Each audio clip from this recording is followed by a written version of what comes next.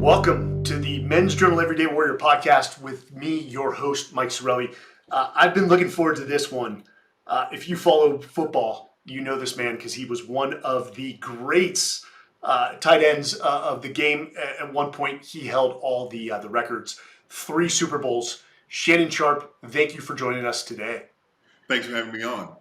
Shannon, so to prep for this, I watched your Hall of Fame speech, which we are going to post that because everyone needs those reminders every once in a while, that motivation and those key tenets. But I want to bring up one thing because I would not have expected this quote from you, and this was to your brother. You said, "To my brother Sterling," which for the listeners, Sterling Sharpe was probably one of the best Green Bay Packers to ever play the game. His career was cut short by a neck injury. But you said, "I'm the only player that walked through this building," meaning the Hall of Fame, "that can say he's the second best player in his own family." Mm-hmm. That shows a high degree of humility. I know you say you looked up to your brother. He was really, in some ways, I don't know if I want to say a father figure, but yes. What's that relationship mean to you? Yeah, we have a very unique relationship. He's 3 years older than I am, and but he's really not like a brother to me. He's more like a father because after my grandfather died, he was the dominant male figure in my family that I got an opportunity to see every day and observed how he was doing things. So our relationship is not the typical brother-brother relationship. It's more like a father-son relationship. I still view him as that today. Well, when we talk, I listen to what he has to say. When he says something, I normally do what if he says, "Well, do this," I normally do it because even though I'm my own man, I'm 54 years old. I'm about to be 54. He's 57. The relationship that we have, the relationship and the dynamic of our relationship is very, very unique. And so I really felt that because I know how good he was. I know how great he was. I know the path that he was on prior to that neck injury. And so it was only right for me to say this. Yes, I'm going into the Pro Football Hall of Fame today. And that is an unbelievable honor. And I want to thank these 44 men and women that bestowed this honor on me. But I'm the second best player in my family. And I'm in the Pro Football Hall of Fame. So that just goes to show you just how great my brother was. Now, did he also have to serve as a disciplinarian when you guys were young as well? Yeah, well, we unlike we fought. We had the brother relationship when it comes to fighting because I didn't want him to get the best of me. He tried to keep me in my place as the little brother, and so we had a lot of flack. You know, we fought a lot, but it only lasted for like 5 minutes, and then we go back out there. Okay, let's go play basketball. Okay, let's go play football. Let's go do something together. So it didn't last long. Yeah, they were heated, but it was. I look back on it now, like we talk about a lot of things that we did, and we just laugh because it was. I think we just had a typical relationship growing up. It didn't really dawn on me until I started to get older that I didn't view him as a brother. I view him more as a father. Now, when we were 8, 11 years old, no, he was a brother, and I've tried to fight him, and I'm trying to win. I'm trying to win the football game. I'm trying to win the basketball game, or whatever we're competing. I was trying to win, but as I started to get older, I started to get like 17, 18, 19. I was in my 20s, and I was like, there's something unique about this relationship. I don't view him as a brother. But coming from a Navy SEAL, I would not want to fight either of you. I would have enjoyed watching those and who got the best of one another with the individual fights. So I've always wondered this question. Your brother went to the University of South Carolina, which was a big football school. You went to Savannah State University. What was the decision-making process behind that? That you chose let me say, a lesser-known school at the time? I chose an HBCU. I was Prop 48. The year that I graduated, 1986, was the first year of Prop 48, which means you had to score at least 700 on the SAT to go to a D1 school. Or you could go to the D1 school, you weren't going to be eligible to play. And so, or you had to go to JUCO, or you had to go a lesser route. And so I remember I called my brother and I said, "Man, I'm Prop 48 and everybody's backing away." And I was like, I'm just going to go join. I was going to join the Air Force. And he says, just hold on for a second. So he drove home and he said, does Savannah State still have that that scholarship for you. I said, yeah, Coach Davis said if I ever wanted to come to Savannah State, he has it for me. He says, I tell you what, go to Savannah State for a year. If you don't like it, you can always go to the military and say, you know what, I went to college, it wasn't for me, I chose to do something else. But you're going there for a year. At first he said, see if you like it. But then he says, no, you're going to Savannah State for at least a year. And when I went, it was the best decision of my life. I really enjoyed it. Coach Davis, who was my head coach at the time, looked at me like a son. He treated me like a son. And I can honestly say the professors, and the doctors, I don't know how many of them came to the games, but they sincerely wanted the best for Shannon Sharpe. Because although, and I said this all the time, I used to tell them I'm going to be a professional athlete, they knew I was going to be a representation of Savannah State. So they wanted to impart as much wisdom and as much knowledge as they possibly could, because I was going to be a reflection not only of Savannah State, but the doctors and the professors that taught me at Savannah State. So all those, Dr. Haynes Walton, who's passed on, Norman Elmore, who's passed on, Joanne Green, George McLemore, Gay Hewitt, all of those, man, they were, Steve Smith, they were, Dr. Welch, they were great for me. And I sincerely, I got up every morning. I didn't miss a class because I felt, because I wanted to learn so much. And I felt I was learning so much with what they was teaching me. I couldn't miss a class. I would lay my clothes out the night before. My first class was at 8 o'clock. I never had a class that started later than 8 o'clock. Because I was done by noon, but 8 o'clock I was in class. I was attentive. I had my little briefcase. My jeans would start. But I felt that I was learning something every single day that was going to prepare me for the world. The best decision that I made. I am glad. I didn't really understand when I went to an HBCU, but as I was at Savannah State and I started hearing what they were telling me, and now it seems to be the niche thing now. Everybody's talking about HBCUs, but I went to an HBCU when it wasn't cliche, when they didn't have all the paraphernalia with all the HBCUs emblems on it. And so that was one of the best decisions that I made, and my brother was probably the main reason why I made that decision. That's one of my biggest regrets. You go to a large university, you sort of become a number, but sometimes in small family environments, where you get a lot of attention, it changes the game for certain people. They knew and the teachers actually knew my name. A lot of them addressed me as Mr. Sharpe. I remember Dr. Welch, who I had for a lot of because I was a criminal justice major, and he was the old FBI. And I remember him telling me, he's like, Mr. Sharpe, you're going to go places. He says, I see the way you sit in class. I see the way you take notes. He says, you're a well-prepared individual. He says, I don't get an opportunity. I hear about you. I know who you are. I know what you do on the football field. He says, but even if a football thing doesn't work out, you're going to do great things. So it sounds like Savannah State and the leaders that university really were formative on yourself as a person, not only they really were. Probably one. I had when I first got to Savannah State, I was obviously I was Prop 48, but I was in what they call developmental studies, which means I was in remedial classes. So all the classes I was taking were not going towards graduation. So I had to get out of those classes in order for me to start taking classes that was going to go towards me getting a degree. One of my professors was Dr. George McLemore. And after the first day, I remember she asked me to read. She asked me a lot of different things, and I was like this. I was reading, and I was, she asked me a word, what it meant, and I would give her that. And after class, she called me up to the desk, and she always, to this day, when I went back in 2009 for Shannon Sharpe Day, they retired my number, and she still calls me Mr. Sharpe to this day. She called me up at the end of class. She said, Mr. Sharpe, I don't want to see you after this quarter. She said, you're too smart to be in this class. She said, now I don't want to see you after this quarter. I said, yes, ma'am. I got out of there. So I was in all remedial classes, reading, I was in English, and I was in math. I got out of all of those classes and started taking classes towards my graduation inside of 2 quarters. It doesn't matter where you start. It matters where you finish. And I think you're living proof of that.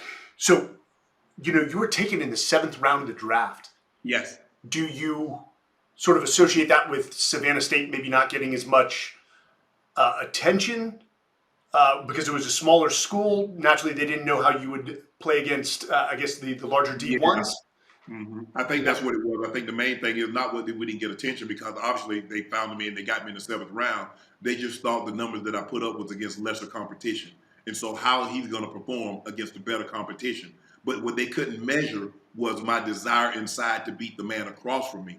And so, okay, yes, they had more people to do more things with. They had more coaches and they had a training table and they had trainers and they had strength and conditioning coaches. And we didn't have that. But what I had was a desire to lift my family out of poverty, to get my grandmother out of a situation, to get my family out of a situation, to make sure my kids never had to have an hour, let alone a day or life in the life that I had. That was what drove me. But they couldn't measure that. Okay, you can measure how tall I am, how much I weigh, how fast I am, how much I can lift, but you can't measure what's inside of me and how much and how bad I want to get out of a situation. And because they couldn't measure that, they had no idea the passion that I had to leave that environment and to be good and to go to the NFL and do a lot of the things that I did at Savannah State, do it while I was in the NFL. Character will always win out. So I want to get to, you've got a philosophy called the 3Ds, and I want to get there. But before we do, there was a quote, and this is probably my favorite quote from you. My life for 14 years in the NFL was football. I ate, I drank, I slept, and thought football. That's all I wanted to do. I didn't take vacations. I didn't own a yacht. I didn't have a whole bunch of hobbies other than working out and getting ready for the upcoming season. I think for a lot of the teenagers listening in on this, to even those in their 40s or 50s, you credit your success to 100% focus, and of course these 3Ds, which I'll allow you to describe. You gave all. Here's my question: having been a retired Navy SEAL, that is all I focused on. And funny enough, I never took a vacation because I felt if I took a vacation, I could possibly miss out on a rapid deployment. Right. And it cost me, I think balance. Yes. There is no balance. So did you do it at the sacrifice of maybe balance in your life in other areas? There is no balance to greatness. Either you choose greatness or you choose to be average. There is no scale. Greatness is here. If you notice, other things that it's not a seesaw. There is no balance. Okay, I got this. I'm able to attend. You have to make a decision. What's important to you? And what was important to me was my career. And yes, it hurt me in terms of being able to be to a lot of events for my kids. I missed recitals. I missed soccer practices. I missed football games. I missed lessons. I missed a lot of things. I missed out on some. I was a terrible partner because the most important thing was football. Because I felt, and this was probably a wrong way to feel, but this is the only way that I knew. I feel I could get another partner. I couldn't get another professional career. Mm-hmm. And so I poured everything I possibly could into that career. And it wasn't until, and it's hurt me, later because now Undisputed has kind of taken the place of football. And so I've had to, readjust how I think because it was ruining my personal life because everybody doesn't want to sit around and watch the games. Because we go for football season, the basketball season, you got the playoffs, you got the Super Bowl, and it's it's 24 hours. And I've had to like, bro, if you want a relationship, a meaningful relationship, bro, you're gonna have to some of this is gonna have to go. And it finally dawned on me. It took me losing someone that I love very much to realize you made you happy. How about make somebody else happy now? And that's what I've decided to do. Now, I'm still going to be very devout about my job. I make sure I put all the time and energy and effort in it. But at some point in time, it's about something you got to do some other things. Now I've had to find that balance. I didn't know what balance was when I played football because I had focused so much on getting out of that environment. I grew up working 12 hours a day, making $5 a day, make $20 a day, but we had to drive an hour to the job. We had to be there at 6 o'clock. We got up at 5 o'clock, drive an hour home, and then I would shower, go play basketball or go run because I still had to see, football, my college season coming up. So I had to do all of that. It took all of that. So I was like, there is no balance to greatness, and I knew what I wanted to be. I really knew what I wanted to be. I just didn't want to be good because there are a lot of guys, well, he played in the NFL, but I wanted people to remember me. I wanted people to remember Shannon Sharpe. I wanted people to know my name. I'm not just the guy on the team. I'm the guy. I wanted them to game plan for me. Hey, if we don't stop this 84 kid, we're gonna lose the game. That's how I thought in my head, and I felt the only way for me to get there was to do it the way I did it. And so now I've tried to back off of that because now at that point in time when you were younger, you don't think the things that I think about now never crossed my mind when I was playing in the NFL. Having someone there, I didn't think about, well, if you want to be here to share this, that's fine. But if you don't, that's fine too. Now, as I've gotten older, I want someone to share my success. I want someone to share my happiness but I want to make them happy. At that point in time, it was all about making me happy. And if you're not happy that I'm happy, oh well.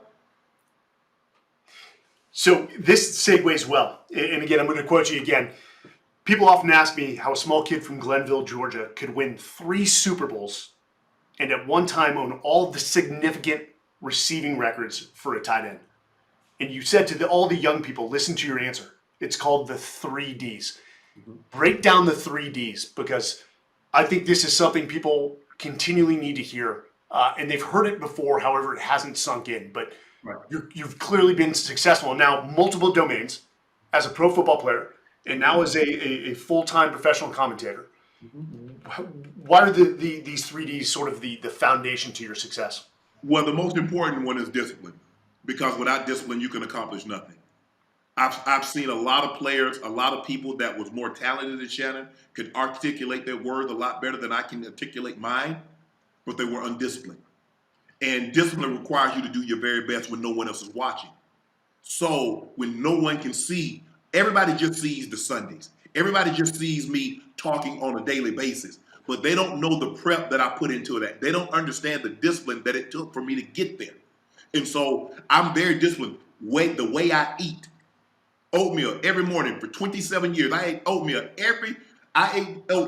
every single breakfast for 27 years, from 1993 until February of 2020. When the pandemic started, I didn't eat oatmeal anymore. So for 27 years, I ate the same thing for breakfast, egg whites and oatmeal. And during the season, I ate the same thing every single day. I didn't deviate. And for pregame meal, I ate the same thing for 14 years. And I did the same thing every single day. I woke up at the exact same time. I took the same route to work. I took the same route to the stadium. I did everything. I was so disciplined, so focused. I trained. Some days I didn't even feel like it. But I knew someone might be there, some kid in high school trying to get an advantage on me. He wants my job. Nah, you can't get this one, bro, because this keeps a roof over my grandmother's head. This keeps my kids fed. This keeps a roof over my head. So I ain't trying to get that up. So you can't get that from me. Determination. I was dogged in my determination because I knew where I had come from. I wasn't trying to ever go back there. It doesn't do me any good to get there and then all of a sudden I have to go back there. Glenville is a great place to visit now. I don't want to live there. I want to visit there. So I was very, very determined to get to where I wanted to be and not ever get back there. And my dedication, everybody would tell you, I'm as dedicated to a task. It is a singular focus. That is the most important thing to me. When I was on the football field, beating the man across from me was more important than life. It was more important than life than beating him. That's how dedicated I was to that task. When I take up something, that's why I'm very particular on what I take up, because it's all encompassing for me. I don't know how to do 50%. I don't know how to do 75%. I'm 100%. And so I have to be very, very mindful of that because it will consume me. Whatever it is I do, from my dogs to I try not to get hobbies because they become all encompassing for me. I know my personality. I have an addictive personality. I know that about myself. And so for me, and I tell people this all the time, football was the easiest job I had because someone was paid. God gave me that talent. I just harvested, fostered it, nurtured it, and voila. I mean, you don't have a talent to pick up pecans. You don't have a talent to clipped a crop tobacco, a clip onions, a bale hay, a load watermelons. You don't have you're not blessed with a talent to do that. That's just hard manual labor. And for 12 hours a day, that's what I did. And so now you mean to tell me somebody's gonna pay me millions of dollars and all I have to do is just God gave me ability. I've worked on it, I've harvested, and just go do that. Man, this was like I said, football was an easy job for me. It wasn't growing up and doing what I did. That was hard. So again, those are determination, dedication, and discipline. I've got to say, watching you on Twitter and some of the photos you post, good Lord, man, you are still killing the game. I feel like I got to go hit the gym after this. So your fitness and your diet, I mean, all I can say is highly disciplined. Yeah. Tell me a little bit, and you told us, you still eat egg whites, oatmeal in the morning. Tell us a little bit about your fitness. Just egg. I just eat egg whites. I have like an egg white burrito with egg whites and chicken, egg whites and turkey rolled up into that. And then I come home after work. I get home about 9:20. I have 8 ounces of turkey, carrots, broccoli. Sometimes I have rice and carrots. Sometimes I have salad, rice, but it's normally one of those turkey or chicken. A little later, I might have another 8 ounces of chicken or turkey. Sometimes I have a lean cut of red meat, but it's pretty much the same thing. And that's every single day. And are you measuring or your macros, or is it just sort of become intuitive to this point where Oh yeah, it's 8 ounces. If I work out a little harder, I might go to 9 ounces. But I measure everything: a cup of broccoli, a cup of carrots, a cup of rice. Everything is measured out. Salad with apples sliced on top with olive oil and vinaigrette, balsamic. Yeah, everything is measured out. Everything to the umpteenth degree. It's a little harder now because I've gotten older. In the last 8 months, I've had 2 hips replaced. So I can't be as active as I want to be. I'm slowly getting back into it. So I feel good. The doctors are going to turn me loose here in about 3 weeks, and I can start going full throttle. But I've started working out. I've been back at it for about 2.5, 3 weeks now. So I'm starting to get some of my strength back. I'm starting to do some things that I feel comfortable. But I'm going to be pain-free. And so I'm looking forward to getting back into it and putting some new pictures up. I knew we had something in common because I had my hip replaced in December of 2020. I'm going to assure you it gets better. And to give you proof of that, I actually went and skydived into Mount Everest a few. So you're going to be back at it. Prior to the hip surgeries, what was your fitness routine regimen? Lifting, Olympic lifting, swimming. No. I've always hated Olympic lifting because you have to be so technically sound. Yeah. You'll hurt yourself. Now, I did Olympic lifting. My first 3 years, our strength and conditioning coach at Denver was big in the Olympic lifts. I didn't really like that. I'm more the basic stuff, bench, deadlift, squats, things of that nature. But I had turned to HIIT. I started doing a lot of kettlebells, started doing a lot of CrossFit workouts, something like that. Obviously, I didn't do all that bounding and stuff because my hips and knees had gotten bad. But it allowed me to get my cardio in while doing the weights. I still bench. I still do some bench. Before I had my hip replaced, I had my first one replaced last July. I had the other one replaced this February. I was still doing about 450. I can still do 450 on the bench. Still do the 120-pound dumbbells for like 15 reps. So that's my goal, is to get back there while also getting the strength back in my leg. I bought a beltless squat machine. So I'll be able to I'll start back doing squats. I'll start doing step ups, things of that nature, to get my lower body back functioning to where I am, where I can be comfortable, feel comfortable doing things of that nature.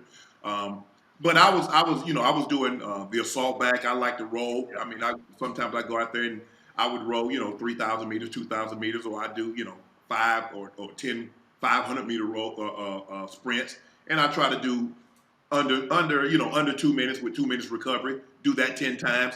I'll do the assault bike. I'll do 15 calories in a minute, and I'll try to do 300. So every minute I'm doing 15 calories. Yeah.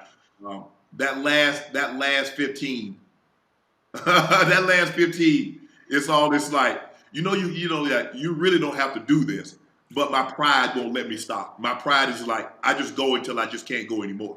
So we've hit diet, we've hit your sort of fitness regimen in terms of workouts. Again, following you on social media, I know you're extremely passionate about what is I'm going to safe to say a staple to your health, and it's Yes. called True Niagen Immune. Yes. I know it's an immune booster, and I know NAD plus is growing in popularity. It's rare that you see a guy of your stature that just believes so much in a certain supplement. Tell Yeah. us about True Niagen. You got it. You know, in the Bible, they say God says, has faith. He says, if you believe, I'll show you. Well, I'm not him. Show me and I'll believe. So when they told me about, a guy was telling me about this product, I was like, yeah, okay. And so I tried it. And that's the thing with me. If I'm gonna put my name on it, I mean, I just can't go out there and just sell a product and I don't believe in it. I don't take the product. So I started taking it. And okay, I feel the energy boost. I feel the selling. I'll say, okay, maybe there's something to this. I said, well, let me take a little while longer. And then when they came out with the immune, and do it in combination, yeah. Because like I said, when you're dealing with, get to my age, and my hips were starting to bother me. I needed, I need something to get me going, to get me like, okay, and man, this was a godsend because I really was starting to drag, and I'm known for my physique, and I felt my physique. I wasn't starting. I'm like, nah, this ain't you, bro. But I just didn't have the energy. I just didn't have the get up and go. And then I started taking the product, and now that I take the immune and I do it in combination, man, like I said, give me a couple of weeks. I've only been working out about 2.5 weeks after my hip surgery. So give me another month. I'd love to see. I'd love to come back and talk to you in about a month, or about 2 or 3 months when I've had a solid foundation of training under my belt. I'll be where I need to be. Yeah, you're where a lot of people would like to be right now. So that's your humility speaking. For those listening, so I'm going to go pick up a bottle. Yeah. From you, a guy who values fitness, diet, and his performance. What would you tell the guys who are going to take it? 30 days, 60, like give it 30 days, 60 Yeah, days? I would say 6 to 8 weeks. 6 But to 8 now, weeks. here's the thing: people say, when I tell my friends about it, they're like, "Sharp, does it work?" I say, "Are you going to work?" I say, because now don't tell me you want to keep your same eating schedule, your same diet, your same habits, and think this is going to compensate for that, because it's not. What medicine do they get at the doctor? Even the doctor, when they give you medicine, they tell you a nice diet. You need to exercise. But now all of a sudden you want to just take a product and it's supposed to trump all your bad eating habits, all your bad lifestyle habits. You want this medicine to trump that, or the supplement to trump that. It doesn't. So that's what I tell the guys. Are you going to eat sensible? I'm not saying you have to be as strict as I am, but you can't eat pizza 4 days a week. No. You can't continuously drink like, man, Sharp, man, I need my burgers. Sharp, man, hey, bro, I need my pizza now. Okay, well, bro, you don't need this, because you're not doing what you should do. You want something to compensate for your bad diet, and you can't out exercise or take enough supplementation for a bad diet. There are no shortcuts, and we talk about that quite often on this podcast. Shannon, we usually end this with 2 key questions, and I think you might have answered one of the key questions, but we start off with this. How is Shannon Sharpe going to measure whether he lived a purpose-filled life? That's a very interesting question, because I think it's changed over time. When I was growing up, the only thing that I thought of was getting my grandmother out of this environment. Yeah. And every day I went to work, I was like, okay, I got a roof over my grandmother's head. Okay, I got food on my grandmother's table. My grandmother never has to work again. My grandmother can go fishing, can fish as much as she wants. Then it transferred, okay, kids. Make sure my kids have a roof over their heads. Make sure my kids go to college. Now my kids are grown. So now it's about a partner, someone that completes me and I complete them. We travel the world together. She's my best friend. I'm her best friend. We can talk about everything. There's nothing off limits that we can't talk about. And we have something deeper than just surface level conversation. You know, whatever her favorite TV show is, I want to know why it's her favorite TV show, and I want to watch it. I'm gonna say, okay, this is my favorite TV show. Sit down and watch it with me, that's something that I really want. As you get older, it's amazing things that used to interest you when you were in your 20s, 30s, and 40s. They no longer have the same. They don't interest you now, and so that's where I am in my life now. It's all about finding that person, being with that person, and says when it's all said and done, I don't measure my life in years. I measure my life in summers.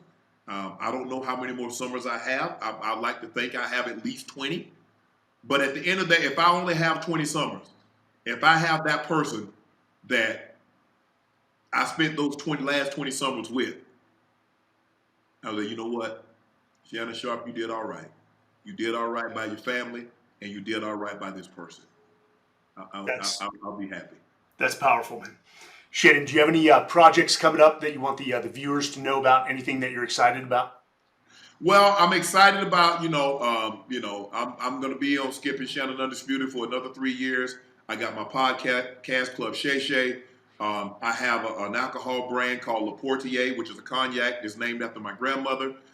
That's going to be restocking and hitting shelves in May. And so that's about all I can handle at one particular time. I don't like to put too much on my plate because whatever I put on my plate, I want to make sure I'm able to eat. Sometimes people put too much on their plate, and some things get uneaten. So whatever I put on my plate, I'm going to make sure I'm able to eat all of it. So that's what I have right now, and so that's what I'm in the process in. I cannot thank you enough for coming on.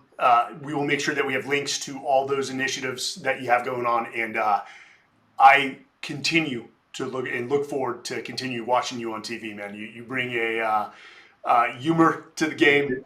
You don't hold back, man, and directness that I think a lot of us appreciate. Again, thank you, and for all of those, thank you for joining the Men's Journal Everyday Warrior podcast. This episode with Shannon Sharpe. We'll see you again. Thank you. Thanks for having me on. Appreciate it.